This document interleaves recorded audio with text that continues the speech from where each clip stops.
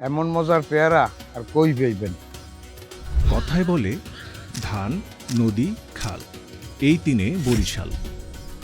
প্রাচীন নাম অবশ্য চন্দ্রদ্বীপ।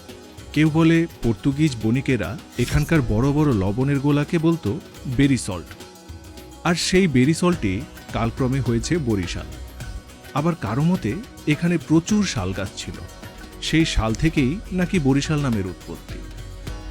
নাম যেখান থেকেই আসুক, প্রতি ভোরেই কীর্তনখোলায় দূর দূরান্ত থেকে ভেসে আসে একের পর এক লঞ্চ।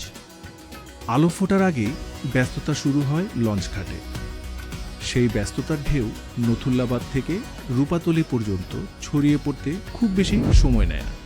শহর ছাড়িয়ে ব্যস্ততা ছড়িয়ে পড়ে সোনালি ঢেউয়ের ফসলের ক্ষেতে কৃষকের মাঝে।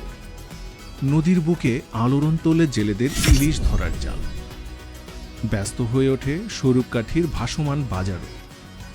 ডাঙায় কিংবা জলে লেনদেন দিনভর চলে। বিকাশ আছে তো?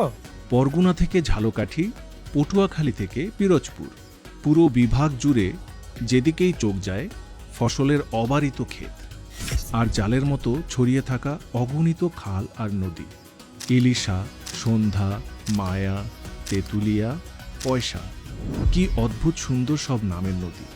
জীবনানন্দ রূপসী বাংলা দেখেছিলেন তো এই অঞ্চলেই, যেখানে তিনি ফিরে আসতে চেয়েছেন ধানসিঁড়ি নদী তীরে।